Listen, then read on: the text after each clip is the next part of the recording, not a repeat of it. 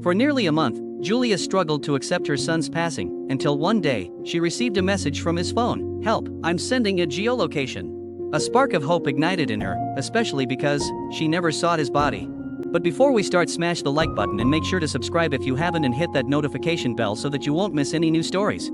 Laughter used to echo through Julia's house, but all that happiness had been replaced by a suffocating silence. She sat at the kitchen table with a mug of forgotten coffee growing cold in her hands. Across from her, her husband, Martin, mirrored her grief, his eyes kind but weary. They hadn't slept much since their son, Arnold, vanished. "Julia," Martin began gently, "I know it's hard. It's been hard for all of us, but we have to try to find a way to live with this." Julia looked up, her eyes red-rimmed. "How, Martin? How do we live like nothing's happened? Our boy, he's gone." He reached across the table to engulf his hand in hers. "He wouldn't want us to fall apart, Jules. We have to be strong, for him, and for each other." The memory of their ill-fated vacation flickered in Julia's mind. They had been the picture of happiness then, brimming with plans for the future. Their visit to a famous canyon site had been breathtaking. Their boy had been excited to explore every nook and cranny. That night, the campsite was quiet, Julia recalled, her voice dropping to a whisper. "I woke up to find Arnold's tent empty. I just panicked. I knew something was off." They had called his name and searched the nearby trails, but there was no sign of him. When dawn arrived, and Arnold remained missing, they had called the police. The investigation was thorough but yielded no answers. The forensics team pieced together Arnold's likely path, concluding he had wandered too close to the edge in the darkness, plunging into the river below. Search teams scoured the area, divers braved the icy waters, but there was no trace of Arnold. Julia remembered what a police officer told her. "We're sorry, Mrs. Thomas," he had said, his voice steady but soft. "We've done everything we can, but it's unlikely Arnold survived the fall. He may be dead." The word had hit Julia like a physical blow. Dead. Her vibrant, laughing boy was gone. She had collapsed then, and Martin had caught her before she hit the ground as his own tears surfaced. "I just can't believe he's gone, Martin," Julia choked out back in their silent kitchen. "There's a part of me that feels like he's still out there." Martin squeezed her hands tighter. "I know, Jules. I feel it too. But we have to live with this uncertainty together."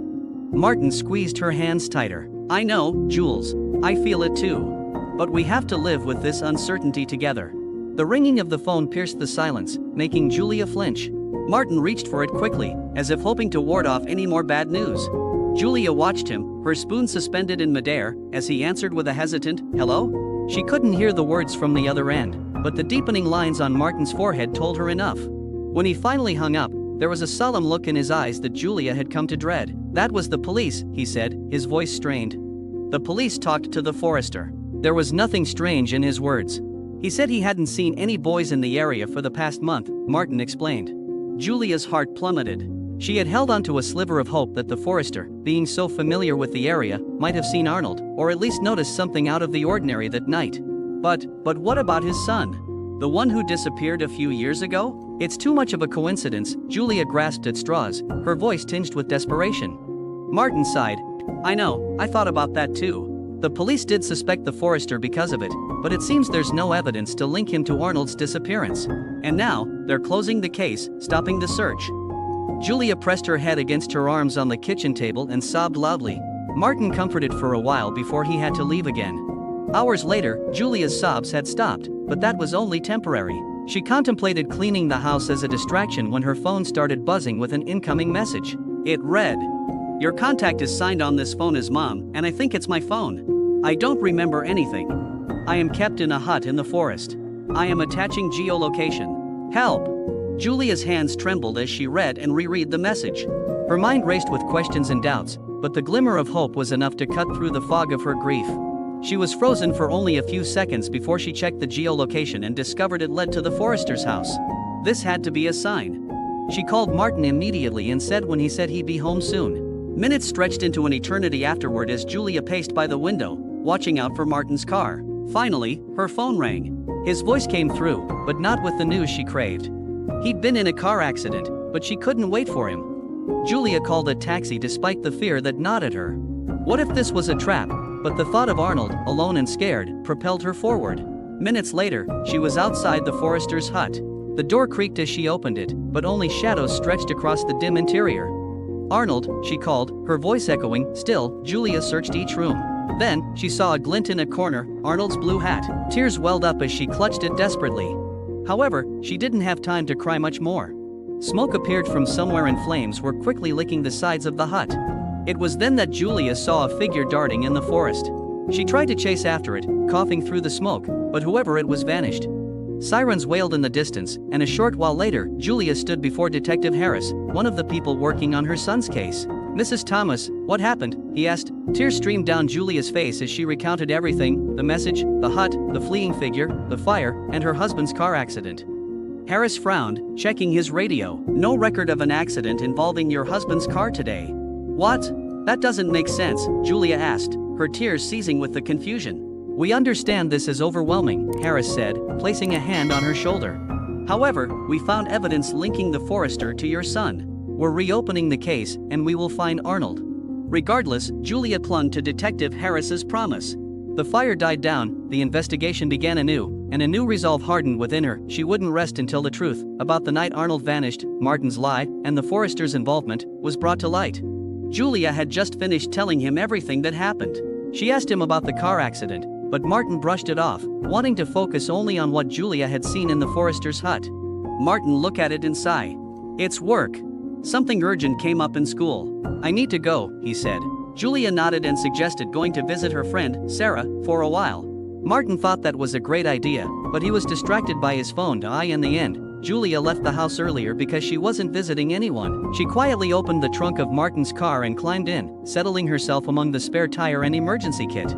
The car lurched forward, the muffled sounds of the city filtering through the trunk. Trapped in the darkness, Julia grappled with a whirlwind of emotions: of fear for Arnold, anger at Martin's betrayal, and a gnawing sense of loss threatened to consume her. Every turn the car took amplified her anxiety. Where was he going? When the car finally stopped, she cautiously peered through a hole in one of the taillights, her breath catching at the sight of Martin speaking with three imposing figures. The muffled conversation that followed was a punch to the gut. Martin owed these men a substantial sum, and Arnold was alive. Martin had taken care of the forester, burning down the hut to deflect suspicion. The leader's voice was cold as he threatened Martin if he couldn't repay his gambling debt to them. Suddenly, one of the other men came forward with a chilling proposition: stage a kidnapping, frame the forester, who was already under suspicion, and demand a ransom from Julia. Martin seemed hesitant, but the leader assured him, "We've got someone on the inside. A good friend who will make sure things go smoothly." The revelation of a mole within the police sent a shiver down Julia's spine. This wasn't just about Martin's gambling debts, it was a tangled web of corruption ensnaring her family. As they finalized the plan, a desperate resolve hardened in Julia's heart. She had to act, and escape was the first step. When the men were distracted enough, she got out of the trunk and ran into the starless night. The sudden ring of the phone shattered the silence and startled her just as she was reaching her house. Julia answered cautiously and heard a strangely distorted voice on the other end. "We have your son. He's alive, but it will cost you $500,000. Despite the software they used, Julia knew it was Martin, but knowing she had to play along, Julia feigned fear and desperation. "Please, just bring him back. I'll do anything," she choked out. Instructions followed. They wanted a hefty ransom dropped at a specific location. When the call cut off, she called Martin's actual number. With a shaky voice, Julia relayed what they had requested and shook her head as her husband put on a convincing show of shock and concern, promising to call the police. By the time he arrived at their home, the area was surrounded by cops. The officers outlined a plan to track the kidnapper with a hidden device in the bag with the money. Julia didn't trust the plan too blindly. She knew one or more of them were working with the bad guys. They wouldn't find Arnold like this. Yet, she had no choice but to cooperate and wait for a chance to twist their plot in her favor. A sharp noise jolted Julia awake. Martin's side of the bed was empty. Curiosity warped with dread propelled her forward. In the dim light, she witnessed a chilling scene: Martin transferring the ransom money to a different bag and placing fake money in the one with the tracker. She knew what he was planning right away. He intended to double-cross the kidnappers, vanish with the real money after distracting the officers, and leave everyone else hanging. Fury surged within her. Martin wasn't just betraying their family, he was placing them all in grave danger. But this realization presented an opportunity. Confronting him now was risky. She needed a plan. A plan to expose Martin and his accomplices, to find Arnold, and to finally break free from the web of lies ensnaring them. At dawn, with Martin in the bathroom, Julia seized her chance. Taking the ransom bag, she replaced the fake money he'd switched with the real money again. When Martin came out to their bedroom, he acted like nothing was wrong, only making Julia wonder how many times he had lied over the years. He also suggested, as the detective advised, that he stay away from the drop-off location to avoid suspicion. Julia saw through his lie but played along, her voice betraying no emotion. The hours crawled by, each burdened with the wait to come. Julia steeled herself, not just for the drop-off, but for the inevitable confrontation. At 2 o'clock, Julia left for the drop-off. Her steps were sure, her mind calculating every move. Julia's heart was pounding as she approached the designated location. Placing the bag in the trash can, she couldn't help but glance around, wondering if Martin was watching. Then, she hurried to a nearby cafe, where the undercover officers mingled, their focus clear. A bus with backup sat right outside.